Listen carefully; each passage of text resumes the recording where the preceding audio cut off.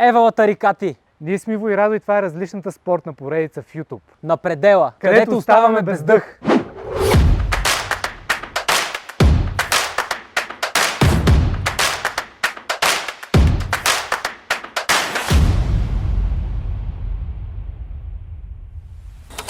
Бах, Тони за...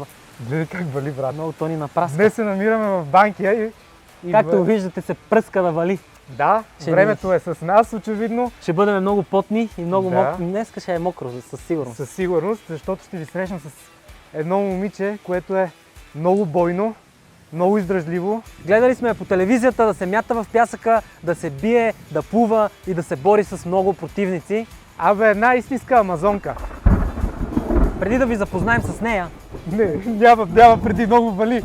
Предлагам ви направо да влизаме, защото започва много да вали. Ви предлагам направо да влизаме, за да се срещнем с нея. но преди да се впуснем в тренировката на тази амазонка, не забравяйте да се абонирате за канала, да натиснете камбанката, да харесате видеото и да напишете в коментарите кой искате да бъде следващият гост. Браво! Страхотна изява! Шампион!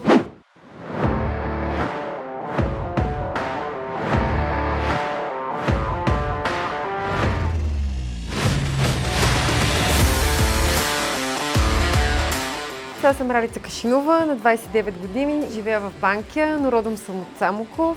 Занимавам се с фитнес, бодибилдинг, професионално от няколко години, като съм шампион на България, международен шампион и имам и професионална карта към IFBB Elite Pro. Заедно с Венти, моя партньор в живота, си създадохме отбор и имаме състезатели, които вече женат успехи и постижения. Отделно от това съм персонален инструктор и изготвям такива режими, програми, онлайн коучинги и водя групови тренировки по фитнес аеробика в Самоков.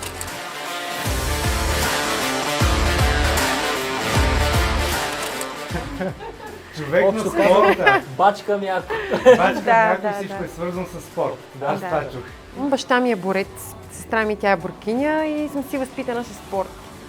Много неща съм тренирала. Волейбол, баскетбол, биатлон, лека атлетика, каквото е имало в Самоков, всички спортове. И в един момент обаче реших, че това не са моите спортове и трябва да пробвам нещо различно и започнах да ходя на фитнес. Примерно била съм на 15 години. Тогава жените много не тренираха. Първо тренирах по един-два пъти в седмицата, после всеки ден и накрая реших, че ще ставам състезател. 2016 година ми е първото състезание.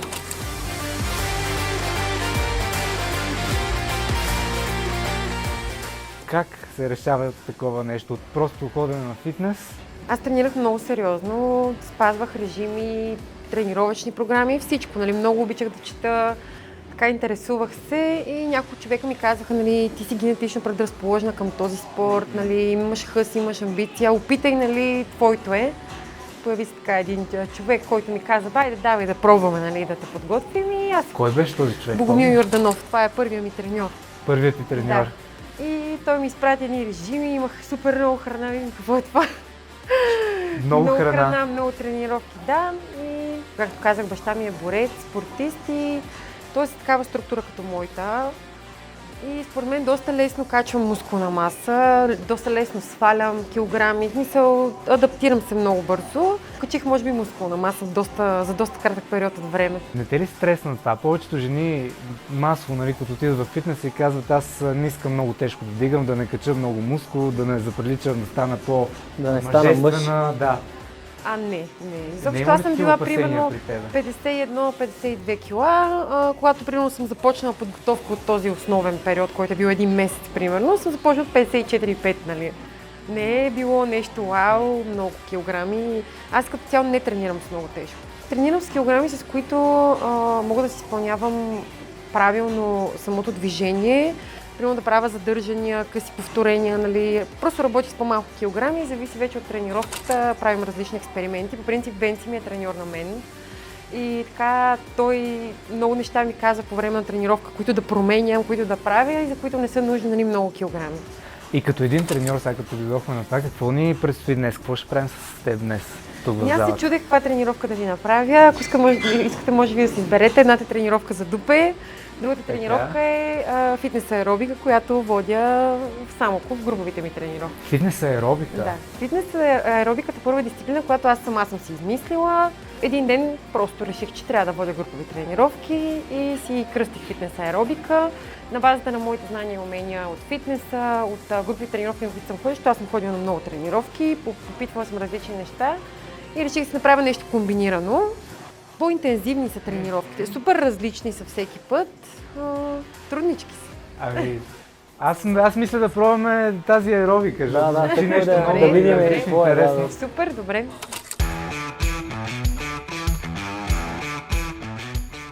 Започваме с загряване.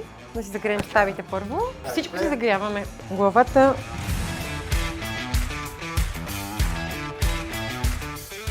Вие правите ли бърпите? Да. Аз съм Планкове правил напред. преди, ама наскоро не съм, да си кажа честно. Трябва хубаво да се загреем, защото малко по-резки движения. По-резки движения? Аз се притеснявам вече.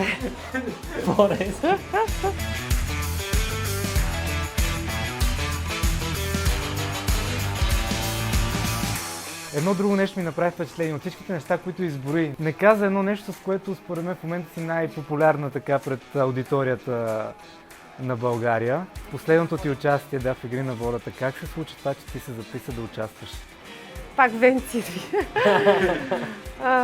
По принцип той много искаше да участва и една вечер се прибрах от работа и той ми каза, искаше да се запишем за Игри на волята.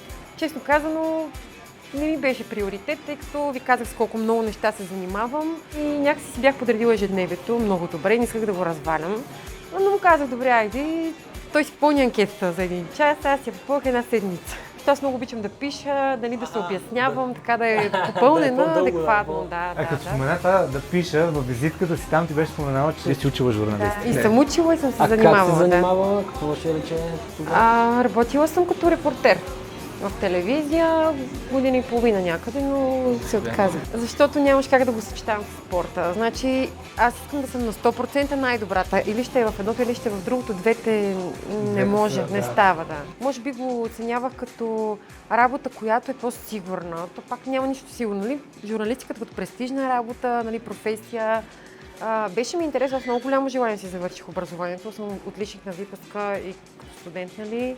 Но когато започнах и с фитнес да се занимавам и в един момент трябваше да избера, защото това носене на храна постоянно, когато си репортер, ти не можеш в определен момент нали, да се храниш, да си носиш нещата, не знаеш кога ще се прибереш от работа някога, нали.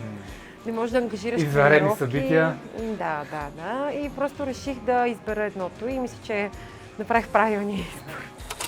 Започваме с 10 минути загряване кардио. Какво? Да. Как така? Какво означава това? Бърпита. Почваме бърпи. 10 минути бърпита. Не, сега ще видим. Гиричките отстрани някъде си ги сложете, аз ще ви казвам кога си ги използвам. Да. Айде, почваме. С лице ви пак. Слягане.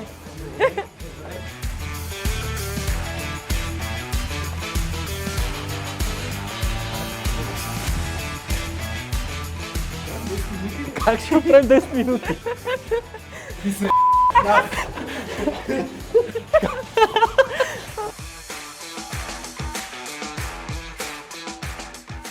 И какво стана, като те приеха в Игри на волята, нали? Първи кастинг. Ти очакваше ли изобщо, че ще се стигне до кастинг, да участваш и така нататък? Да се върнем на това една седмица попълване. Да. След една седмица попълване. То попълних го декември месец, те ми извъннаха април. Началото на април. Аз отидох в подготовка на кастинг. Умряла от глад. Те тогава си бях нацепена, нали, нищо общо с това, което съм в момента. И те ме гледат и ми казват, ама ти нали знаеш, че фитнес джиите по принцип са много зле. Да, това ми е Да. любимото. И аз така да ги гледам и казаха ми, добре, дайте ми шанс да отида на кастинга, нали, който е физическия следващ и ще си говорим след това. И аз им обяснявам, нали, че това, че се занимавам с фитнес, аз водя и групови тренировки. Цял живот съм тренирала много неща. С отделния и модерен балет съм тренирала много време, 12 години. И от всякъде, нали, гъвкавост, издръжливост, бързина, те са супер много качества, които се натрупват от различните спортове. И те очакваха за някакво страшно дърво. Но не. То е много подценявано като цяло това да тренираш в зала, но като се замислиш, ти можеш да тренираш спрямо всяка една активност, която искаш. Ако искаш издръжливост, можеш да правиш сила, можеш да правиш мускули, каквото прецениш. В зависимост от това как тренираш, можеш да го постигнеш. Нали? Не случайно всеки един професионален спортист минава през фитнеса, за да се подготви. Така е. Но пък, защото ние ходим на състезания и предимно мускули тренираме. Това за нас е така, но има хора, които идват на фитнес и са много добре физически подготвени, нали, като цяло. Сега ще видим какво ще направим. Ще видим. Аз предавам дух вече. Трябва да загреем първо. Да загреем? Скачай! Тази четвърка направо стана като 40 кила. Много тежко става. Айде без гирите. Чакай. Скачаме.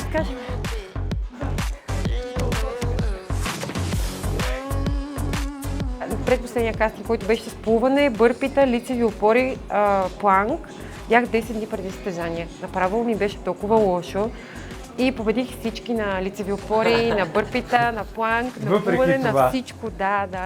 То знам, че това не е фактор в играта, защото там колкото добра да ти е формата, в момента в който влезеш, след 10-15 дни, ако си на реката отгоре на всичко, физическата ти форма заминава. С глада там, по-добре ти е било, със сигурност, нали, като...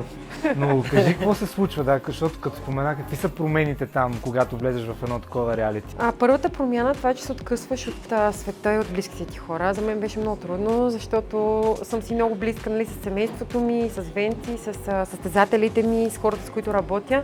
Това е първото нещо, което е трудност. Нали. Второто, може би, това, че си с нови хора и не знаеш кой какво мисли, кой как вижда нещата, кой би те изиграл. Точно така, да. Обаче аз ми така малко с розовите очила и се доверявам на всички. Те са добри хора. Не съм толкова проблем. Да, те са добри хора. Имаш ли момент, в който съжаляваш, че се доверила на някой в играта? Когато съм била там, не. Вече като гледам отстрани, защото има много неща, които аз не знаех и, нали, изказвания, разговори, неща, които много са ми говорени зад гърба, които не съм очаквала. Аз бях там с Мишто, Мирела и Жени. Като, нали, Мишто си ми остана много близка и сега. Виждаме се, чуваме се доста често. Примерно Жени и Мирела в някакъв момент, нали, си играли зад гърба ми и после ми се усмихват. И така, аз това нещо не го одобрявам, но се радвам, че там не съм разбрала. Кое беше най-така разочароващото нещо, което чу за теб? Аз си бях приела много близко Мирела и имаше моменти, в които тя правеше коментари за мен, които не са дори на база на игра, някакви личностни. Но това не ми стана неприятно, може би, защото съм си усетила по-близко. Иначе, ако беше човек, който не ми е, нали, така близък, нямаше да ми стане тъпо. И при момента, в който Жени там е имала разговор против Мишто и мен, нали, да бъдем номинирани. Това също никога изобщо не съм го очаквала. Ние с Михаил изобщо не сме знаели, защото когато бяхме на реката, постоянно искахме да направим нещо. Аз не мога да стоя и да лежа, както повечето правех. Ние с Михаил постоянно ходехме с джанки за дърва. Това правехме. И взимаме един чувал и тръгваме за джанки и примерно тя се качва отгоре, аз се дигам на конче, катерим се по дърветата и примерно няма един час. И те в този един час си правят разговорите. Правят си коалициите. И ние се връщаме, всичко е наред. Усмихнати, такива добронамерени. Да. Вие сте номинираните. Долу сме на катерач. Как? Катерач. Лошо ли ти е? Не мога дишам. Ивайло. Цялото това сега ще го повторим още веднъж. Не. Как го виждаш това, Сан? Давай. 6. Само 5. Как така? Това ни е загрявката. Аз предлагам само загрявка днес. Да. Избрахме грешното. Да. Трябваше да си правим дупелате. Си тъкаме. Лекичко, 15-ки, 20-ки. Хората играят по различен начин. Едни влизат да се забавляват, други влизат само и само с мисълта, нали, да спечелят. Стратегия, да. Стратегия и то да спечелят. Има много спекулации, че тези травми на Джаферович, където и се случваха там, били Като игра, като роля. Ти Да.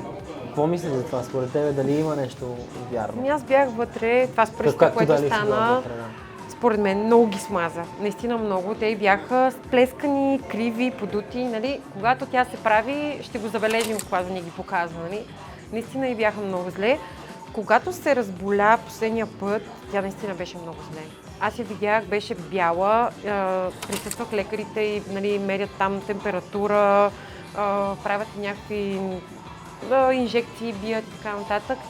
Нали, сега на здрав човек няма да има чак такива симулации да ти бият инжекции и да си бял като платно. Така че смятам, че беше болна, пък и този вирус и аз го изкарах. И знам как, просто знам как и беше ужасно. Днес сме мъртъвци.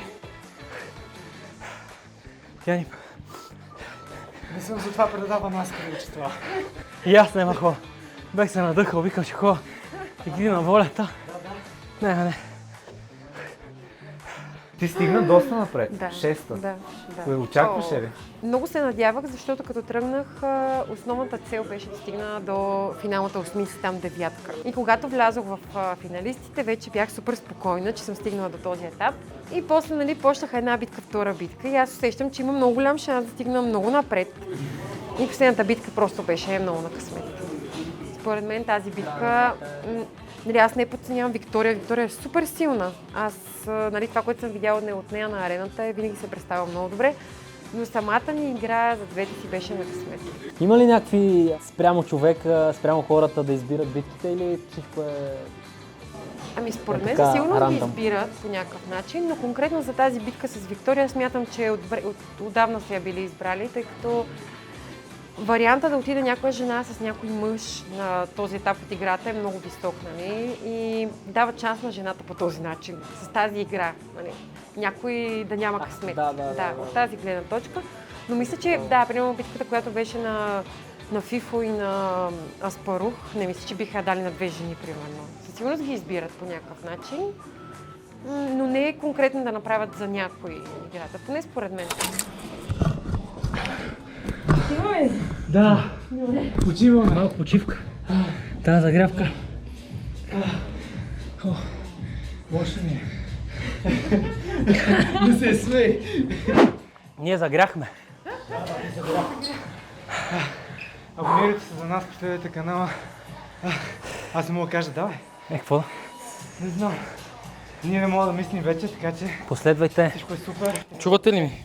Последвайте ни, абонирайте се за канала, натиснете лайк бутона и пробвайте тази тренировка да видим дали сте яки.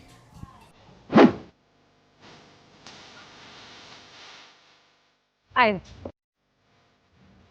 Давайте! По-високо колената.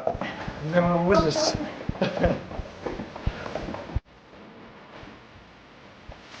Аз не мога там тук да дигна. Те забързвам. Да бе. Аз нямам по-бързо. Това е по-бързо, това. Усейн Болт. Само.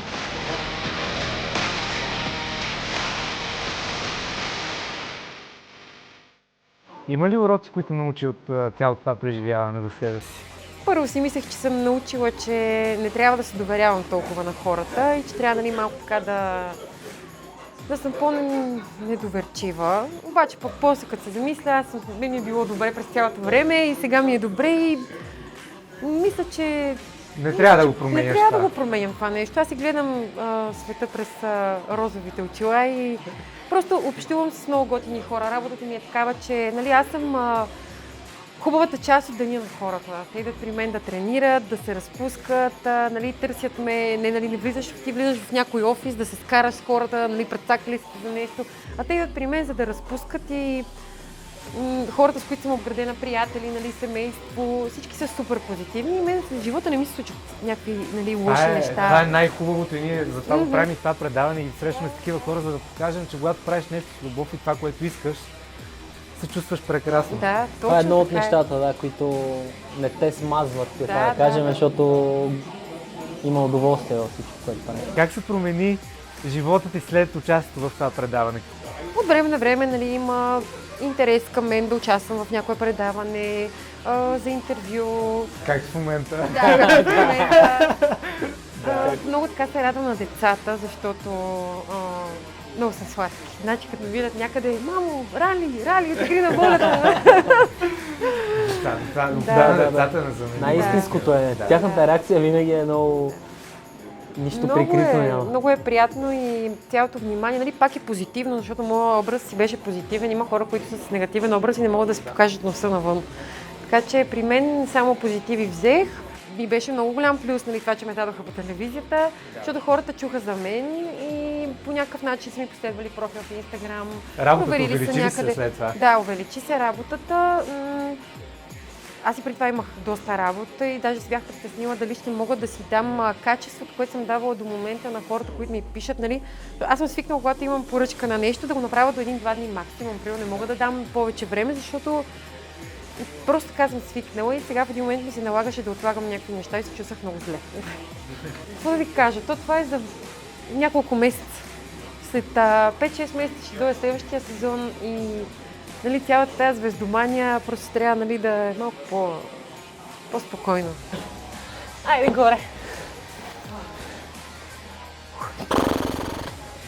Това е много Напът, клек, скачаме. Само с единия крак.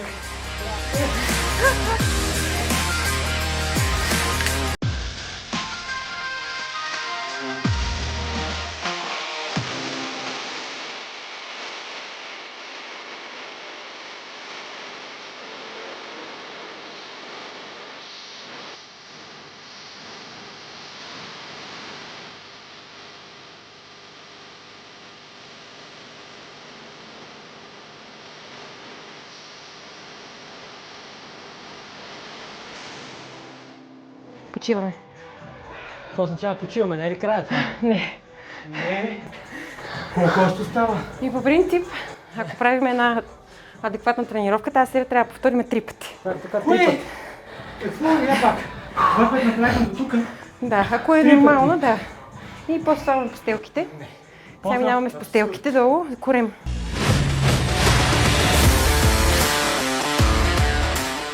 Айде.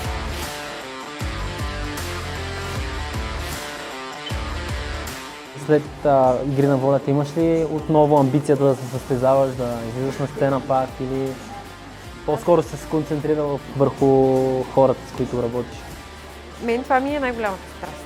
В момента, в който излязох от игри на волята, Венци дойде да ме вземе и ми каза след 6 седмици имаш състезание. И аз просто я го гледам и казах окей, нали, вибрахме се и започнах подготовка и отидох на състезание. И отиде на състезание? Да, така. 6 седмици подготовка. Яд ме, защото прекалено много се лансират хора на някой.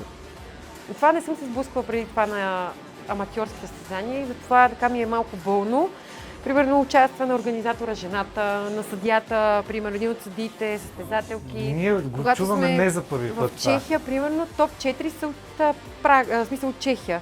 Това не е нормално, при положение, че има още 20 човека, които са от различни националности. Не могат да ми кажат, че тези са по-добри от другите. И 2 пъти пролета, като в пролета мога да кажа, че формата ми беше... Никога не съм излизала в такава форма. Никога. Това е преди реалитито. Да.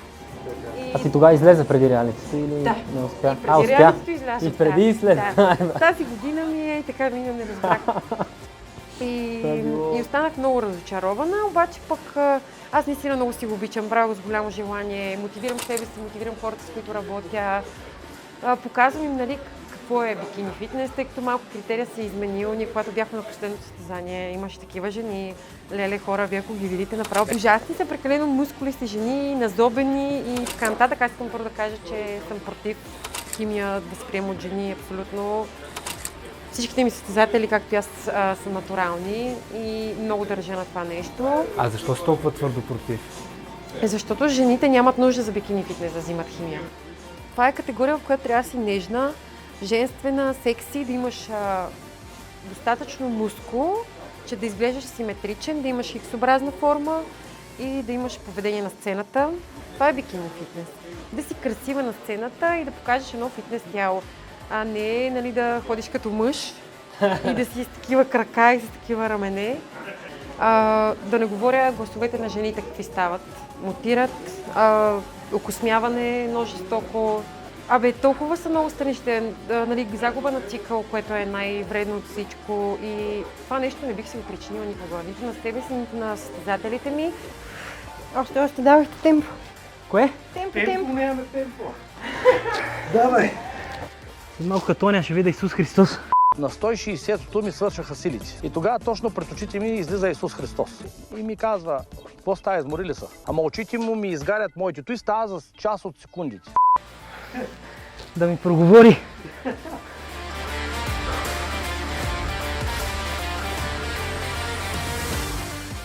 И аз просто казах, че аз така не искам да изглеждам и че в името на нищо няма да го направя.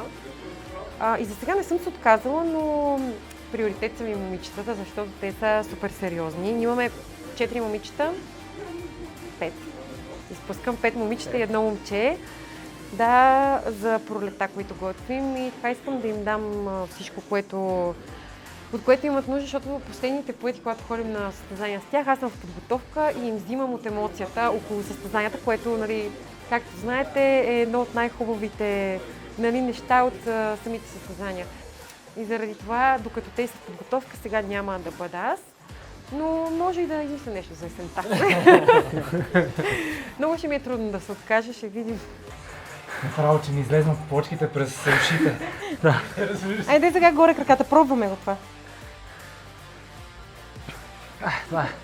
О, с коваса, корема. Още малко имаме. Айде горе краката. Докосвам.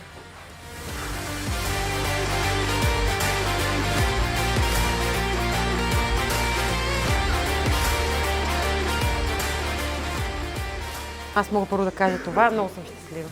Много съм щастлива, че си избрах този път, че просто имаше един период, в който аз работех като застраховател и идват някакви хора супер изнервени при мен, нали, пълнат ми главата с някаква негативна енергия. И един ден излязох от офиса и срещнах там една приятелка на майка ми, която ми каза, момиче, аз тегни, виж, се занимавай с спорт, не се занимавай с тези неща. И аз просто казах, окей, отидох, казах, че няма повече да работя и това ми е най-правилното решение, което съм взимала някога в живота ми. Добре ли сте? Не знам. Това ми е любимия въпрос по време на тренировка, го задавам много често. Добре ли сте? Според мен го задаваш така от учтивост. Да. То няма как да си добре след тази тренировка. Битката на титаните беше днес. Не очаквах да е толкова трудно, често. Много добре се И аз справихте, честно браво на казвам, вас. аз Добре, добре. с тия четворки, дет взех началото, ти викаш лекичко и аз викам да, той 4 е леко. И се наложи с единички да... Леко, ако си правиш едно упражнение с повторение на такава комбинация, е много трудно. Очаквах да има почивка, нека не. Малко Няма имаше. почивка, да. Имаше малко. Много се надявах по някое време да каже почивка 1 минута. Ама, не, доста добре. Ти каза, че правите по 3 пъти, така ние го направихме поведнъж. Да, нека да... В началото на всеки има по-трудно, първите 2, 3, 4, 5 тренировки, после в някакъв момент вече ти става по-лесно, като свикнеш с движенията. Нещо ново за тялото е, да, ние правим клекове, правим напади, правим коремни преси, обаче в такива комбинации е малко по-различно. Тега го си е направо. Много съм доволна. Да, че ни измъчи по този начин. И аз ви И може благодаря ли много. само да ни кажеш как се възстановяваш след такава тренировка? Какво да направим сега? Да ядем ли нещо? Ами, Да хапване. пием ли нещо? Може по едно протеинче и храна задължително. И аз Добре. ти благодаря за И аз много това, ви че благодаря. прие да участваш при Да, нас наистина и за беше тренировката. Благодаря. Уникална беше. Въпреки, че беше малко мъчително, беше хубаво. Но все пак ни предизвика на макс Да, днес. да. Раздадохме се, толкова си може. Браво на вас. Аз съм доволна от вас. Мерси. Ако някой иска да дойде на твои тренировки, къде каза? В Самоков водя имам и опция онлайн тренировки, така че за тези, които не са от Самоков, също Ще има Инстаграм, ако някой. Инстаграм, Ралица Потърсете, Кашинова, да. IFBB Pro. Той е доста дълго. Ще го сложим Да. надолу. Добре.